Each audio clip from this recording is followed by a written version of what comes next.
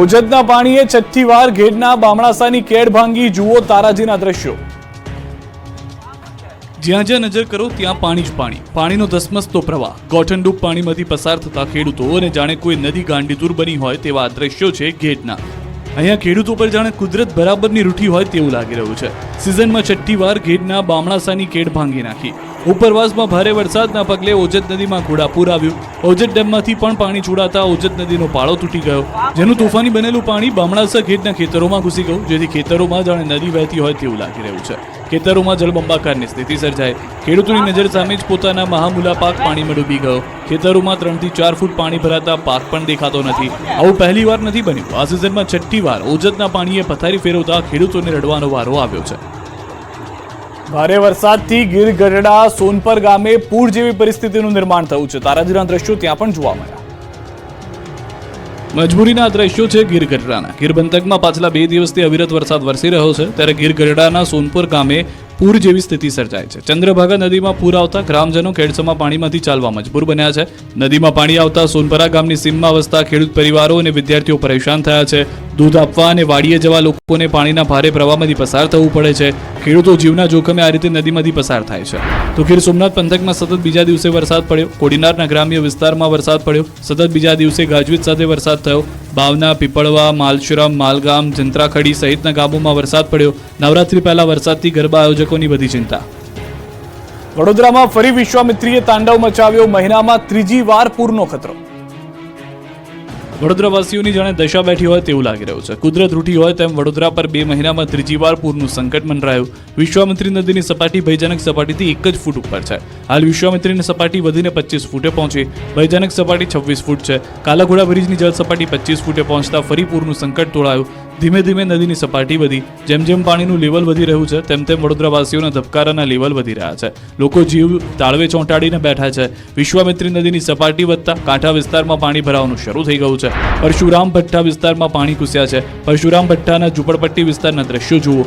એક યુવક પાણી વચ્ચે ઝૂંપડપટ્ટી ઉપર ચડી ગયો। ચારે તરફ પાણી પાણી છે અને યુવક ઝૂંપડપટ્ટી પર ચડીને લાચાર યુવક કેમેરામાં કેદ થયો। નદીના પાણી ઘૂસી જતા યુવકે પોતાની વધી ઘટી ઘરવખરીને બચાવવા હવાતિયા પણ માર્યા હતા।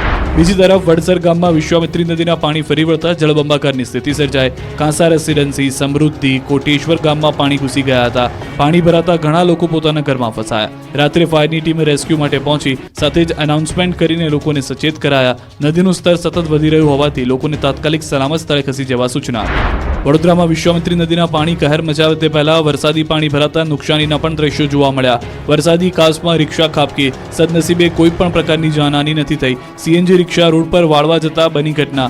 રિક્ષા કાસમાં ખાબકતા રિક્ષા ચાલક જીવ બચાવવા રિક્ષાની ઉપર ચડી ગયો। જતા જતા મેઘરાજાએ સૌરાષ્ટ્રમાં ધમાલ મચાવતા મોટા મોટા ડેમો ઓવરફ્લો થઈ ગયા। સૌરાષ્ટ્રનો સૌથી મોટો શેત્રુંજી ડેમ પણ છલકાઈ ગયો। એક તરફ હવે નવરાત્રી શરૂ થવાને 3 દિવસ બાકી છે, તો બીજી તરફ રાજ્યના કેટલાક જિલ્લામાં ભાદરવાના અંતમાં પણ અષાઢી માહોલ જામ્યો હોય તેવી સ્થિતિ છે। ધોધમાર વરસાદ વરસતા ચારેકોર પાણી જોવા મળ્યું હતું। મેઘરાજાની ધમાલના કારણે સૌરાષ્ટ્રના ડેમો ફરી છલકાયા। સૌરાષ્ટ્રનો સૌથી મોટો ગણાતો શેત્રુંજી ડેમ સિઝનમાં પ્રથમવાર ઓવરફ્લો થતા સવારે 20 દરવાજા 1 ફૂટ ખોલવામાં આવ્યા। ઉપરવાસમાં પડેલા ભારે વરસાદના પગલે પાલીતાણાનો શેત્રુંજી ડેમ ઓવરફ્લો થયો। ડેમ 100% ભરાતા ડેમનું રૂલ લેવલ જાળવવા 20 ગેટ 1 ફૂટ ખોલવામાં આવ્યા અને 1800 ક્યુસેક પાણી છોડવામાં આવી રહ્યું છે। પાણી છોડી પાલીતાણા અને તળાજાના 17 ગામડાઓને એલર્ટ કરી નદીના પટમાં અવરજવર ન કરવા સૂચન કરવામાં આવ્યું છે। સિંચાઈનું પાણી પૂરું પાડતો શેત્રુંજી ડેમ ઓવરફ્લો થતા જિલ્લાભરના લોકોમાં ખુશીની લાગણી જોવા મળી। ભાવનગર જિલ્લાનો પીવાના પાણીનો પ્રશ્ન હલ થયો છે। આ તરફ જૂનાગઢ પંથકમાં પણ મેઘરાજાએ જમાવટ કરતા જૂનાગઢ જિલ્લાનો મુખ્ય ઓજત 2 ડેમ 95% ભરાયો। ભારે વરસાદ થતા ઓજત ડેમના 6 દરવાજા 3 ફૂટ ખોલાયા। જોકે સવારે આવક ઘટતા 3 ગેટ 2 ફૂટ સુધી ખોલાયા। હાલ 5700 ક્યુસેક પાણીની આવક એટલી જ આવક છે। પાણી છોડાતા નીચાણવાળા વિસ્તારોને એલર્ટ કરાયા। નદીપટમાં ન જવા તાકીદ કરાઈ। 3 તાલુકાને પીવાનું પાણી પૂરું પાડતા ડેમમાં પાણીનો જાહો જલાલીથી લોકો ખુશ થયા। ખેડૂતોની સિંચાઈની સમસ્યા પણ દૂર થઈ ગઈ છે। પાણીના ખુખાર દ્રશ્યો છે ગીર સોમનાથ રાવલ ડેમના। અહીં પણ ભારે વરસાદના પગલે ડેમોમાં નવા નીરની આવક થઈ। ગીર સોમનાથના ગીર જંગલમાં ભારે વરસાદને કારણે રાવલ ડેમ છલકાયો। ડેમ છલકાઈ જતા 6 પૈકી 4 દરવાજા ખોલાયા। 4 દરવાજા 1.29 મીટર ખોલાયા। ડેમના દરવાજા ખોલાતા ગીર ગઢડા ઉનાના 16 જેટલા ગામોને એલર્ટ કરાયા। અમરેલીના ખાંભા ગીર પંથકમાં ભારે વરસાદના પગલે રાયડી ડેમ ફરી છલકાઈ ગયો છે। રાયડી ડેમના 2 દરવાજા 1-1 ફૂટ ખોલી દેવામાં આવ્યા છે। નાના બારમણ, મોટા બારમણ, ચોતરા, મીઠાપુર, નાગેશ્વરીને એલર્ટ કરાયા છે। ડેડાન, ત્રાકુડા, ભૂંડડી, મોટા બારમણ સહિતના ગામોમાં વરસાદ. સતત બીજા દિવસે વરસાદથી ખાંભાનો ઉરાયડી ડેમ છલકાઈ ગયો છે. જૂનાગઢનો જોશીપરા અંડરબ્રિજ બન્યો સ્વિમિંગ પુલ. જૂનાગઢમાં ભારે વરસાદથી ઠેર ઠેર પાણી ભરાયા હતા, ત્યારે જોશીપરા અંડરબ્રિજ પણ સ્વિમિંગ પુલ બની ગયો છે. વરસાદ થંભી ગયા 10 થી 15 કલાક થઈ ગયા છે, છતાં અંડરબ્રિજમાંથી પાણીનું ટીપું ઓસર્યું નથી. હજુ પણ અંડરબ્રિજમાંથી પાણી ખચોખચ ભરાયેલા જોવા મળે છે. અંડરબ્રિજમાં વરસાદી પાણી ભરાવાની સમસ્યાથી શહેરીજનો પરેશાન થઈ ગયા છે. સ્થાનિકોનો આક્ષેપ છે કે વર્ષોથી ચોમાસા દરમિયાન અંડરબ્રિજની આ સ્થિતિ રહેવાથી બંધ રહે છે.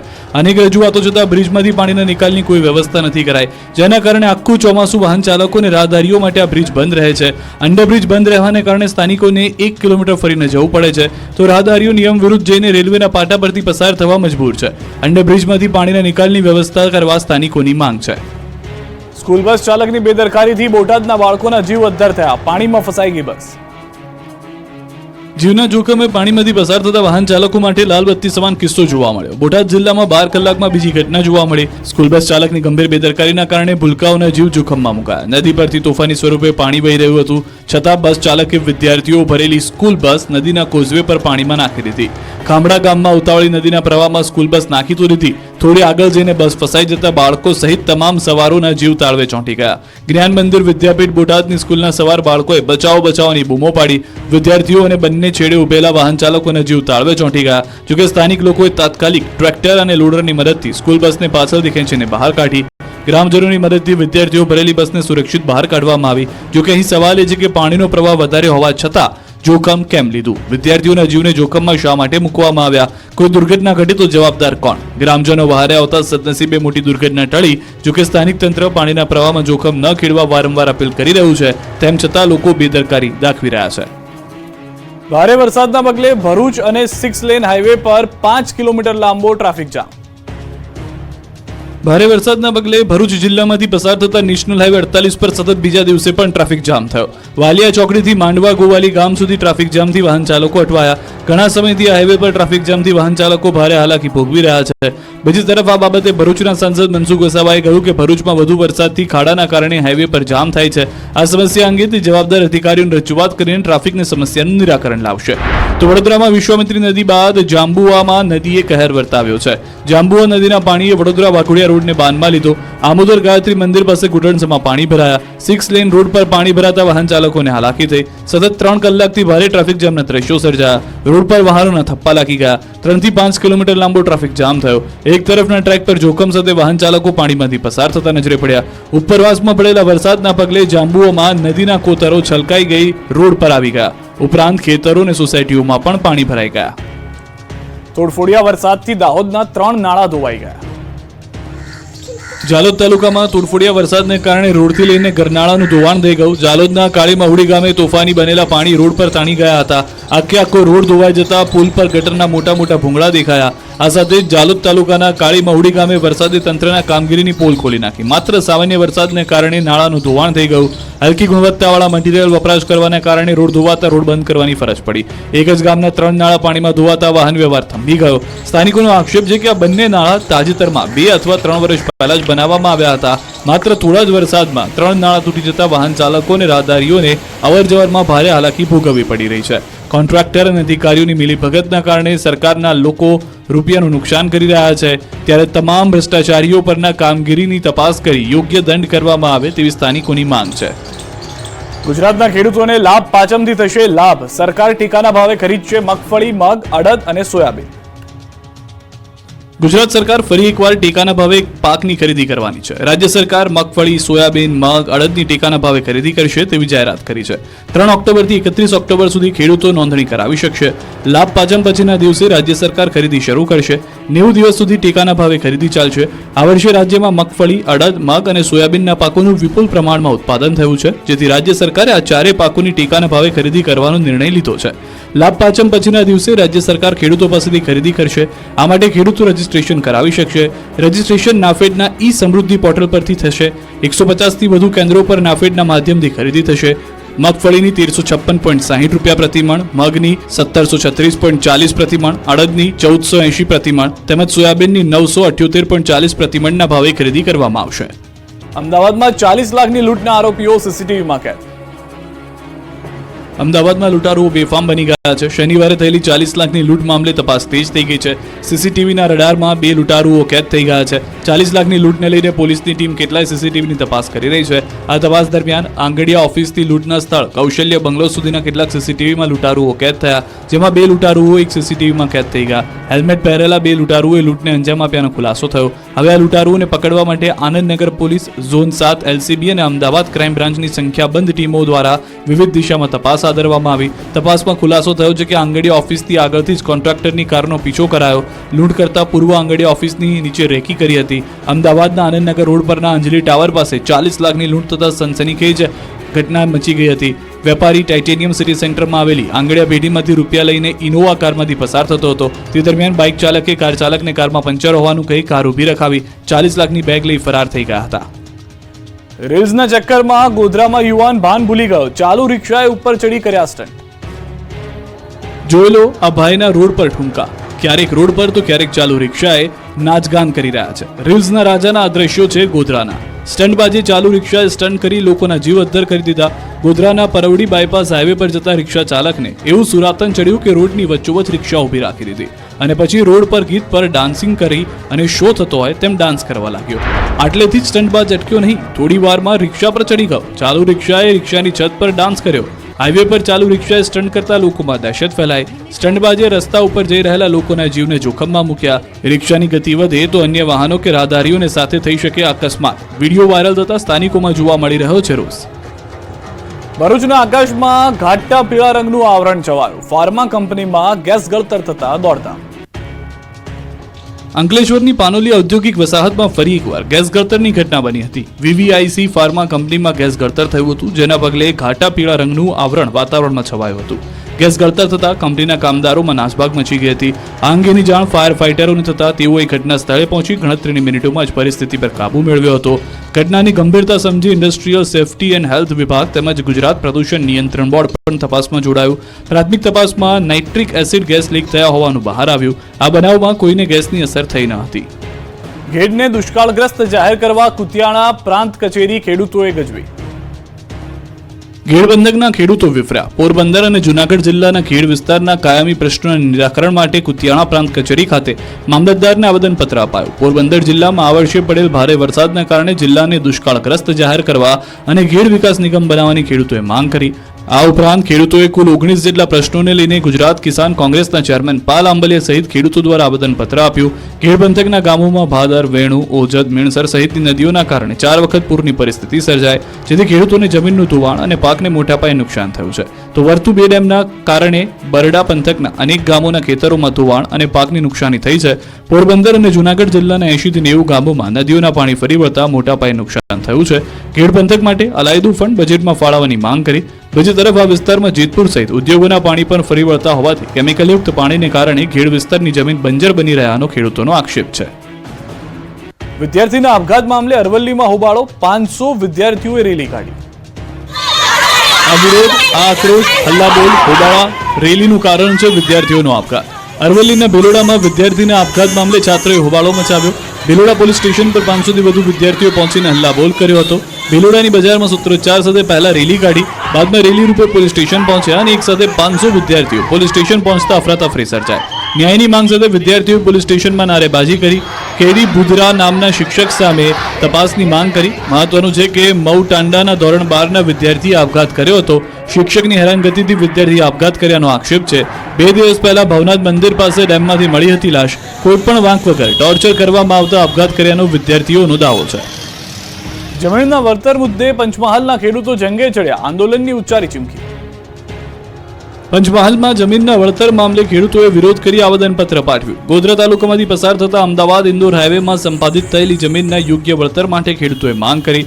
ખેડૂતોનું કહેવું છે કે વર્ષ 2010માં ઉરવાડા, કેવડિયા સહિતના ગામોના ખેડૂતોની જમીન અને મકાન માર્ગના નવીનીકરણ દરમિયાન સંપાદિત થયા હતા, જેમાં ખેડૂતોને નજીવું વળતર ચૂકવાય છે. જેને લઈને ખેડૂતો છેલ્લા 14 વર્ષથી ધક્કા ખાઈ રહ્યા છે, રજૂઆત કરી રહ્યા છે, તેમ છતાં કોઈ ઉકેલ આવ્યો નથી. આજે પણ તેમને નાયબ કલેક્ટર પાસે મોકલી દેવામાં આવ્યા અને ખેડૂતોએ રજૂઆત કરી. ત્યારે જો તેમની સમસ્યાઓ ઉકેલ નહીં આવે, તેમની માંગણીઓ યોગ્ય ન્યાય નહીં આપવામાં આવે તો ગાંધી ચિંધ્યા માર્ગે આંદોલન કરવામાં આવશે તેવી ચીમકી ખેડૂતોએ ઉચ્ચારી હતી. સુરતમાં હીરા ઉદ્યોગમાં મંદીથી આર્થિક સહાય પેકેજ જાહેર કરવા માંગ કરી. સુરતના હીરા ઉદ્યોગમાં આવેલી ભયંકર આર્થિક મંદીના કારણે રત્ન કલાકારોની સ્થિતિ દયનીય બની છે. અત્યાર સુધીમાં 60થી વધુ રત્ન કલાકારો આત્મહત્યા કરી લીધી છે. ત્યારે જિલ્લા કોંગ્રેસ સમિતિ પ્રેરિત રત્ન કલાકાર હિતરક્ષક સમિતિ આગળ આવી છે અને રત્ન કલાકારો અને તેમના પરિવારોના હિતમાં નિર્ણય લેવાની માંગ કરી છે. રત્ન કલાકાર હિતરક્ષક સમિતિએ જિલ્લા કલેક્ટર કચેરીએ પહોંચી સરકાર સામે સૂત્રોચ્ચાર અને દેખાવ કર્યા. કલેક્ટર કચેરી ખાતે સરકાર સામે મોરચો માંડી દેખાવ અને વિરોધ પ્રદર્શન કર્યું. સાથે જ આર્થિક સહાય પેકેજ જાહેર કરી રત્ન કલાકાર કલ્યાણ બોર્ડની રચના કરવા માંગ કરી. જો સરકાર રત્ન કલાકારો માટે આર્થિક સહાય પેકેજ જાહેર નહીં કરે તો કેન્દ્રમાં રજૂઆત કરાશે. અરવલ્લીમાં અમિયાપુરા હેન્ડપંપના કામમાં ભ્રષ્ટાચાર, બોર વિના જ હેન્ડપંપ લગાવી લોકોને ઉલ્લુ બનાવવાના કારસ્તાનનો ભાંડાફોડ. નથી ક્યાંય બોર, નથી ક્યાંય બોરનો હોલ, નથી ખોદ્યો ખાડો, નથી બોર માટે લાગેલી મોટર, છતાં હેન્ડપંપ લગાવી લોકોને ઉલ્લુ બનાવી ભ્રષ્ટાચાર કર્યાના આક્ષેપથી ચકચાર મચી ગઈ. આ દ્રશ્યો છે અરવલ્લીના અમિયાપુરના. અહીં બોર વિના જ હેન્ડપંપ લગાવી લોકોને ઉલ્લુ બનાવવાના કારસ્તાનનો ભાંડો ફૂટ્યો. જાગૃત નાગરિકે આનો વિડીયો બનાવી પોલ ખોલી. આ વિડીયોમાં ચોંકાવનારા ખુલાસા થયા. હેન્ડપંપ ઊંચો કરીને જોતા નીચે ખાલી સ્ટેન્ડ બનાવી દેવાયાનું જોવા મળ્યું. ન તો ત્યાં બોરવેલ હતી, ન તો બોરવેલનો કોઈ ખાડો ખોદેલો હતો. સ્પષ્ટ રીતે દેખાઈ રહ્યું હતું બોરના નામ પર ઉલ્લુ બનાવવા માટે જ આ હેન્ડપંપ અહીં રખાયો છે. વિડીયો વાયરલ કરી અમિયાપુર સરપંચ પર હેન્ડપંપમાં ભ્રષ્ટાચારનો આક્ષેપ કરાતા ખળભળાટ મચી ગયો. કાગળ પર 100% કામગીરી બતાવવાનો આક્ષેપ. હાલ તો સરકારી ચોપડે હેન્ડપંપ બતાવવાના કારસ્તાનનો ખુલાસો થયો છે. અંબાજીમાં નવરાત્રીના દર્શનમાં ફેરફાર, જાણી લો ક્યારે ક્યારે થશે આરતી. મા અંબાના મૂળ સ્થાન શક્તિપીઠ અંબાજી ખાતે નવરાત્રી મહોત્સવને લઈને તૈયારીઓ શરૂ કરી દેવાય છે. તારીખ 3 ઓક્ટોબરથી મા અંબાનો ચાચર ચોક ખેલૈયાઓથી ઉભરાશે. નવરાત્રીના પ્રથમ દિવસે નિજ મંદિરમાં ઘટ સ્થાપન કરી નવરાત્રીનો પ્રારંભ કરાશે. જેમાં ઘટ સ્થાપન આસો સુદ એકમના 3 ઓક્ટોબર ગુરુવારના શુભ મુહૂર્તમાં સવારે 11 થી 11:30 કલાક સુધી કરાશે. નવરાત્રીથી અંબાજી મંદિરમાં પણ દર્શન આરતીના સમયમાં ફેરફાર કરાયો છે. સવારે આરતી 7:30 થી 8 દરમિયાન કરાશે. દર્શન સવારે 8 થી 11:30 દરમિયાન કરી શકાશે. બપોરે 12:30 થી 4:15 સુધી કરી શકાશે. સાંજની આરતી 6:30 થી 7 કરાશે. રાત્રિના 9 કલાક બાદ ચાચર ચોકમાં ગરબા યોજાશે. જ્યારે દુર્ગાષ્ટમી અને આસોની પૂનમના રોજ સવારની આરતી 6 કલાકે થશે અને વાવેલા ઝવેરાનું ઉત્થાપન આઠમમાં રોજ કરાશે. બીજી તરફ અંબાજીમાં ખેલૈયાઓ તૈયારી શરૂ કરી દીધી છે. અંબાજી મંદિરના ચાચર ચોકમાં ઢોલના તાલે ગરબા રમતા જોવા મળ્યા. નવરાત્રી પૂર્વે જ ઢોલના તાલે ગરબાની રમઝટ જમાવી ખુશી વ્યક્ત કરી હતી. સુરતમાં લાયસન્સના નામે ઠગબાજી કરતા વધુ 3 નકલી અધિકારી ઝડપાયા. સુરત શહેરમાં નકલી અધિકારીઓનો રાફડો ફાટ્યો છે. એક બાદ એક નકલી અધિકારીઓ પકડાઈ રહ્યા છે. સરથાણામાં લાયસન્સના નામે ઠગબાજી કરતા વધુ 3 નકલી અધિકારી ઝડપાયા.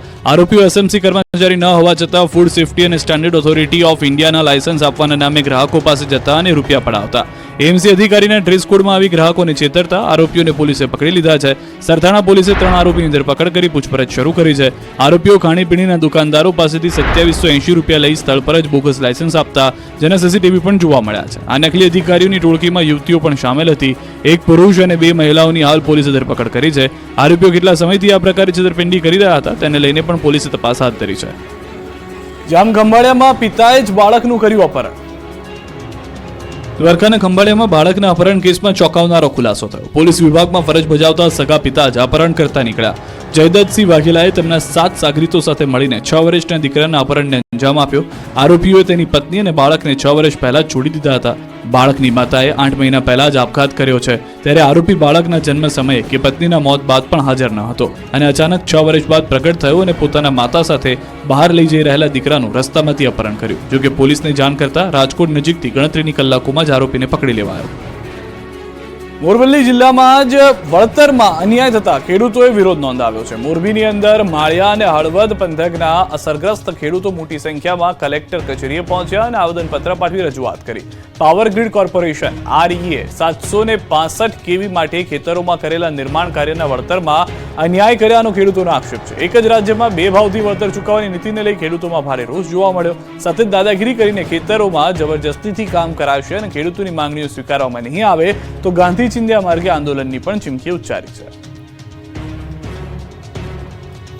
સૌરાષ્ટ્ર કચ્છમાં સોમવારે પણ મેઘરાજાએ સપાટો બોલાવ્યો. સૌરાષ્ટ્રમાં સતત 5મા દિવસે મેઘરાજાએ ધબધબાટી બોલાવી છે. અમરેલી પંથકમાં મેઘો અનરાધાર વરસી પડ્યો.